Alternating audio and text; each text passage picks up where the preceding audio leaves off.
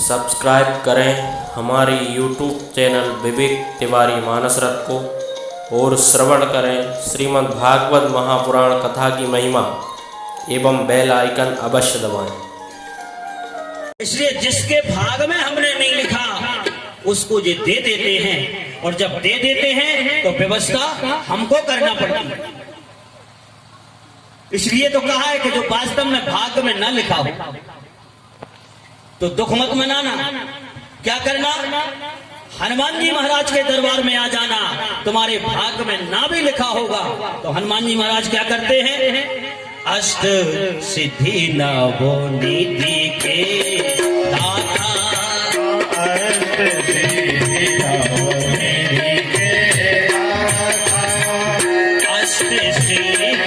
नवो निधि के दाता, असवर दीन जानकी माता, अष्ट सिद्धि नवो निधि के दाता, असवर दीन जानकी माता,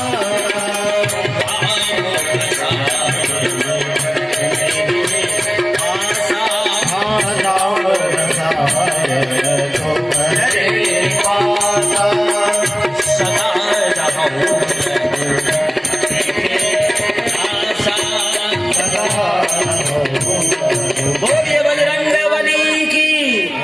ऐसे कुबेर के ऊपर कृपा की और पुष्पक विमान भी दिया, लेकिन एक बार कुबेर पर धावा, पुष्पक यान जीत ले आवा। रावण ने पुष्पक विमान भी नहीं देने दिया।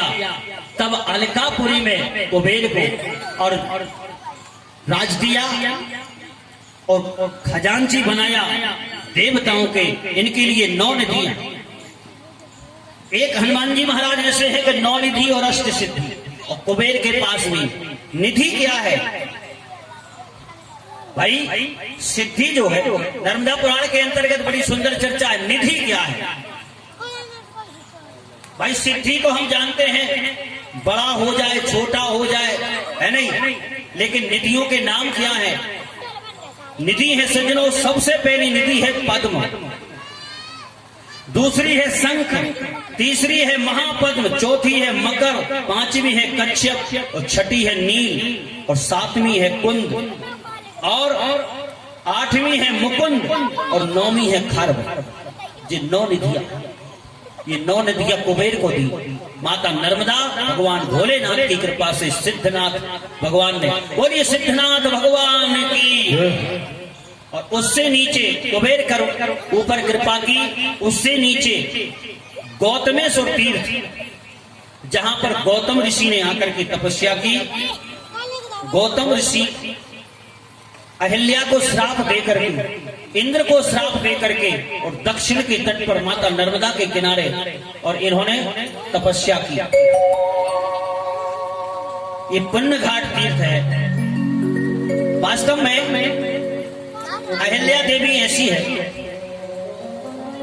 जिस समय गौतम ऋषि ने श्राप दिया, नर्मदा पुराण में चर्चा है, रामचरितमानस में थोड़ी अलग है, लेकिन जिस समय गौतम ऋषि ने अहिल्या को श्राप दिया था, उस समय ये कह दिया था, अहिल्या बाहर से तो तुम जड़ दिखाई देगी, लेकिन अंदर से चेतन न होगी। तो जैसे ये सब पत्थर हैं, ऐसे पत्थर नहीं थी वो। उदाहरण है, रामचरितमानस में आपने देखा होगा कि जिस समय राम जी अयोध्या से जब चले तो कितने पत्थर मिले होंगे? अनेक पत्थर मिले, लेकिन इसी पत्थर के सामने आकर के राम जी पूछ रहे हैं। कौन से पूछ रहे हैं? विश्वामित्र जी से। क्या पूछ रहे हैं? अच्छा, और पत्थर के सामने क्यों नहीं पूछे? इसलिए कि गौतम जी ने श्राप दिया था, अंदर से तू चैतन्य रहेगी, बाहर से जड़ दिखाई देगी। लोग तेरे ऊपर रास्ते में ठोकर मारेंगे, अपने पैर की। धूप, गर्मी और बरसात और सर्दी सब सहन करना पड़ेगी, लेकिन मेरी श्राप है, तू एक दूसरी जगह से उठ के जा नहीं सकती। यही मेरी श्राप है। जब राम जी आए तो पूछ लिया विश्वामित्र जी से, आश्रम एक देखे माग मान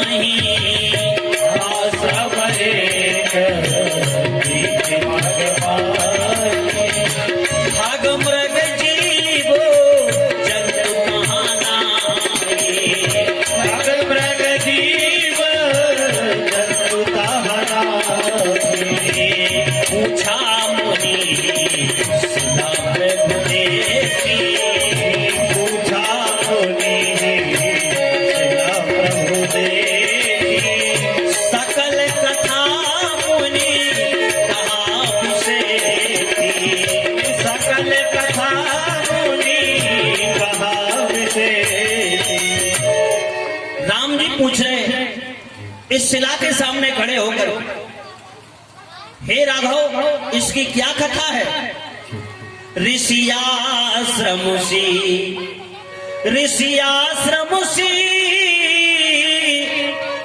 कोई पुण्य थली, पर आज लगी बिगड़ी। ऐसी लग रही है हमें। नर नारी नहीं पशु पक्षी होना, और सुनसान लता बिगड़ी। तरो सूख लता फल फूल बिना, गति जानन को उत्कंठा बड़ी। कहिए गुरुदेव कृपा करके,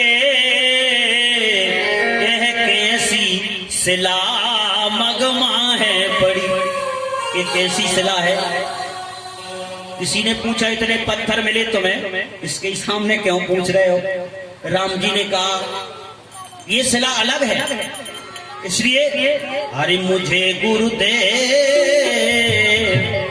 बताइए, मुझे गुरुदेव बतलाओ शिला कैसी सुहानी है। मुझे गुरुदेव बतलाओ शिला कैसी सुहानी है।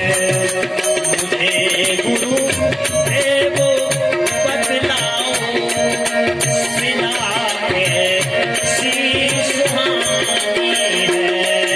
मुझे गुरुदेव तालियों से सेवा शिला कैसी सुहानी है।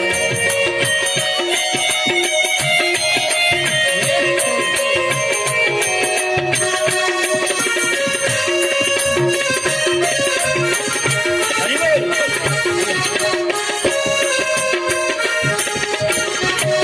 क्योंकि बड़ी पावन सी लगती है, बड़ी पावन सी लगती है, मेरे दिल में समानी है। मुझे गुरुदेव बतलाओ शिला कैसी सुहानी है।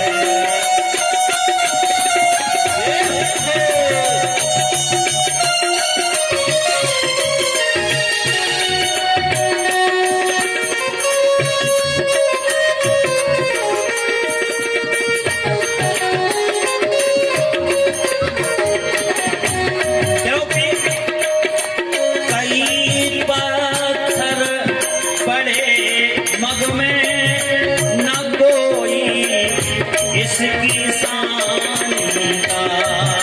कई पत्थर बड़े मग में न कोई इसकी सानी का। क्योंकि अचंभा सा मुझे लगता, अचंभा सा मुझे लगता, अरे कोई बेशक कहानी है।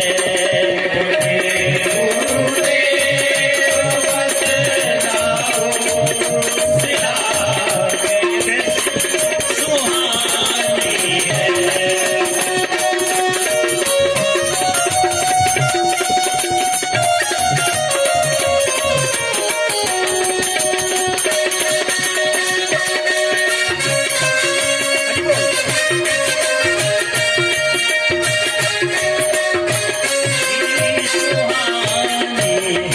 इसकी क्या कथा व्यथा है ये बताइए।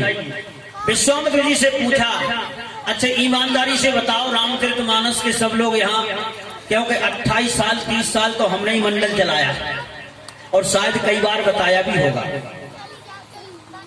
रामचरितमानस में इस देवी को याद सब कर रहे हैं, लेकिन नाम कोई नहीं ले रहा।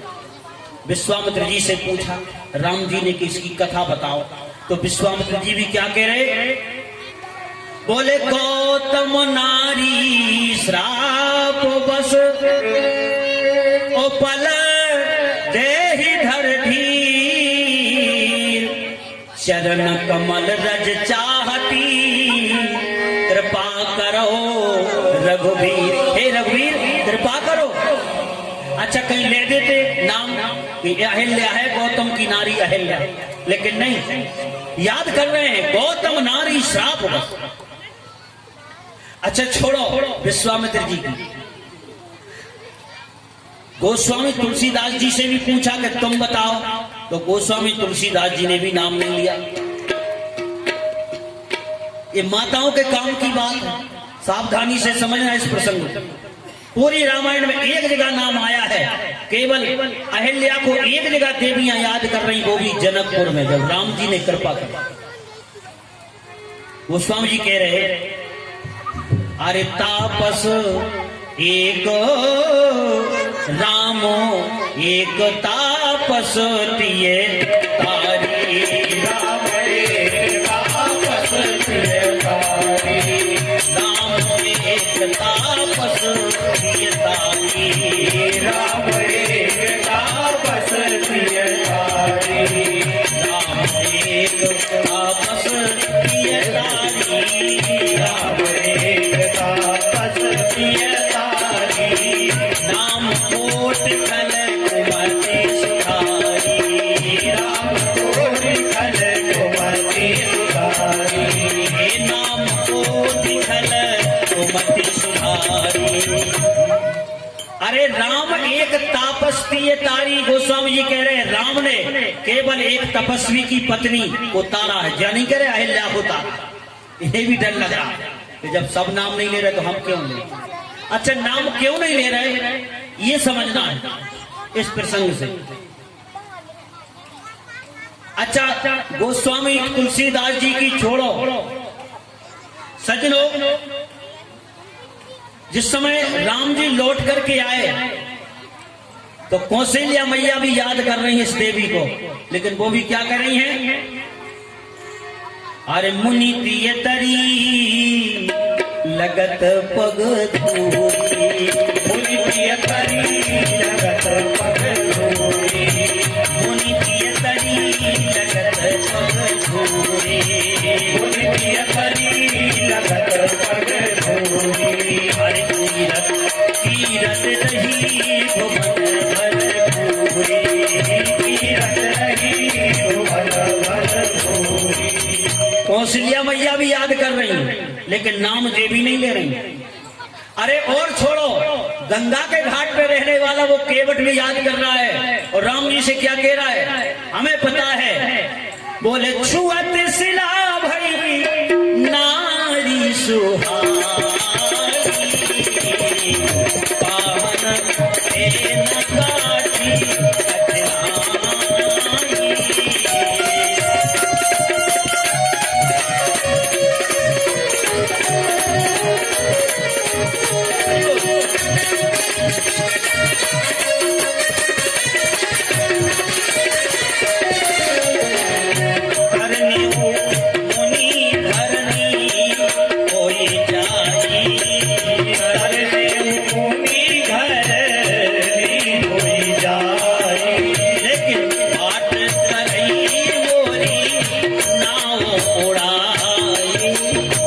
केवट भी याद कर रहा, लेकिन नाम इसने नहीं लिया। क्या कह रहा है?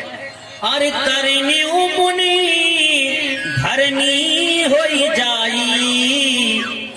और सीता जी भी याद कर रही हैं, जिस समय धनुष टूट गया अष्ट सखियां आई साथ में, और सीता जी से कह रही राम जी के चरण लगो। तो गोस्वामी जी लिख रहे गौतम की गति सुरति कर नहीं परसत पग पान, और मन से रघुवंश मणि प्रीति अलौकिक जान। याद सब कर रहे, नाम नहीं ले रहे, बस यही प्रसंग समझो आप।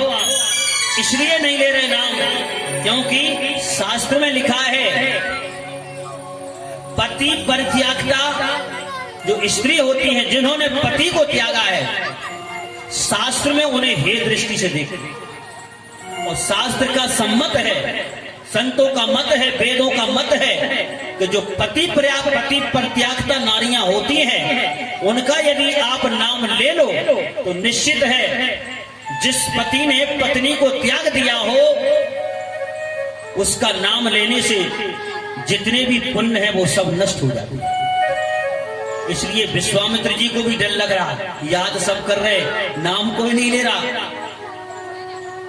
क्योंकि ये पति परित्यागता, पति ने जिसे छोड़ा संसार ने छोड़ दिया। इसलिए कहा है नजरों से गिरी जो अभागन वही है। एक शायर ने कहा है कि नजरों से गिरी जो अभागन वही है, और पिया जिसको चाहे सुहागन वही है। इसलिए नाम कोई नहीं ले रहा है। लेकिन राम जी जब आए तो राम जी ने कहा सुनो, हम तुम्हारा जो दुर्भाग्य है वो सौभाग्य में बदल देंगे। तो जैसे ही राम जी आए और राम जी ने इस शिला की कथा व्यथा जब समझी कि ये तो अंदर से चैतन्य है और बाहर से जड़ है, इसलिए जैसे ही विश्वामित्र जी ने इसकी कथा व्यथा सुनाई तो राम जी जिसके ऊपर कृपा कर दे उसकी खोई हुई इज्जत, उसकी खोई हुई संपत्ति पुनः वापस आ जाती है। और कहा अहिल्या चिंता मत करना, आज तक जो तुम्हारा नाम लेने से और डर रहे थे हमारे पुण्य नष्ट हो जाएंगे, लेकिन हम तुम्हारे ऊपर ऐसी कृपा करेंगे कि आज के बाद जो तुम्हारा नाम लेगा उसके पाप नष्ट हो जाएंगे। और राघव ने ऐसी कृपा की।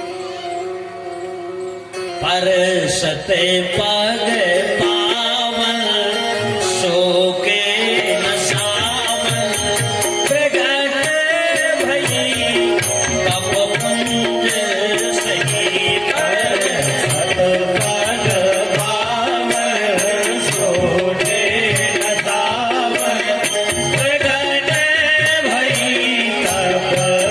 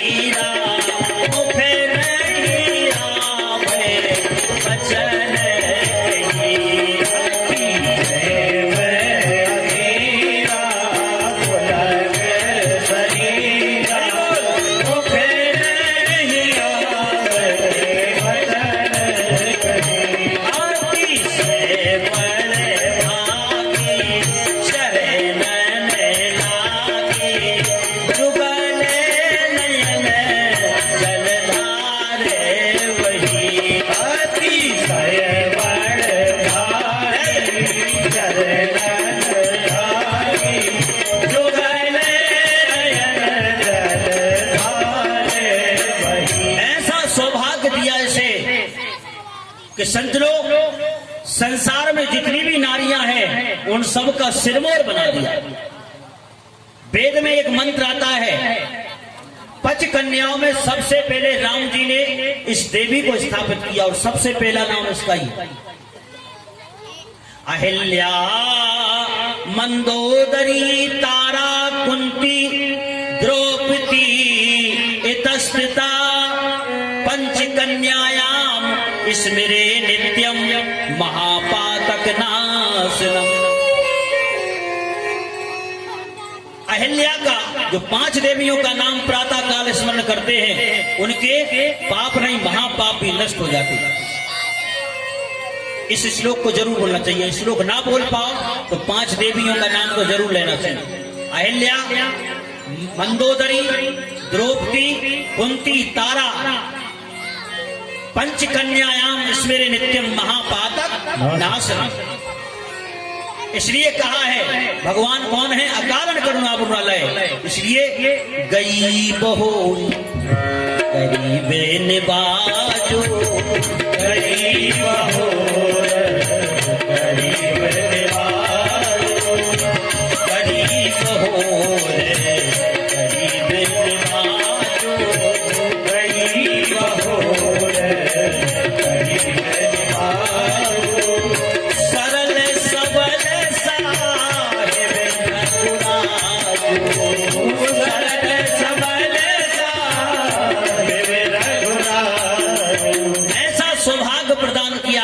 अतिशय बड़भागियों में गिनती की।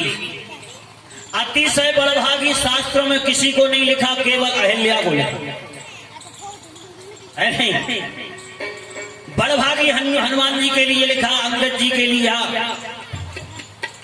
और अन्य विशेषण दिए, लेकिन अतिशय बड़भागी केवल अहिल्या। ऐसा सौभाग्य प्रदान किया इस देवी को। ऐसे गौतम ऋषि ने श्राप दे करके और पुण्य घाट तीर्थ नर्मदा जी के किनारे तप किया भगवान भोलेनाथ। और उसी समय की घटना है, नर्मदा पुराण में वर्णन है। 12 वर्ष का काल पड़ा। धरती के जितने भी दक्षिण महाराष्ट्र में जितने भी संत थे, धरती के सब गौतम ऋषि के आश्रम में जाके जमा हो गए। और इनकी तपस्या से ऐसी सिद्धि प्राप्त हुई इन्हें माता नर्मदा की कृपा से कि शाम को धान बोए। अच्छा, ये संभव है क्या? पुराण में वर्णन है, रात्रि में धान की बुआई करें और रात्रि भर में वो धान उगाए और उग के पक जाए और सवेरे फसल पकड़ी। और उसी से पूरे संत महापुरुषों का और जीविका चला रहे हैं। 12 वर्ष तक मरने नहीं दिया किसी को। लेकिन कभी कभी दुर्घटना भी घटती है। 12 वर्ष के बाद जब अकाल समाप्त हुआ, संतों ने विचार किया कि इनसे छुटकारा कैसे मिले। तब एक माया की गाय बनाई सब संतों ने और दरवाजे पे खड़ा कर दिया उसको। जैसे ही खड़ी गाय को और गौतम ऋषि ने देखा और उसको आराम से भगाने लगे। जैसे ही उसको ऐसे छुआ तो धड़ाम से करके वो तो माया की गाय थी। सब ऋषियों ने कहा तुम्हें तो गौ हत्या लग गई, अब तुम्हारे आश्रम में नहीं रहेंगे। अच्छा, इन्हें तो भगना ही था बेचारों को। तो बोले अब क्या करें? संतों ने कहा एक उपाय बता रहे हैं, यदि गौ हत्या से आप छुटकारा चाहते हो तो जो उत्तर में गंगा है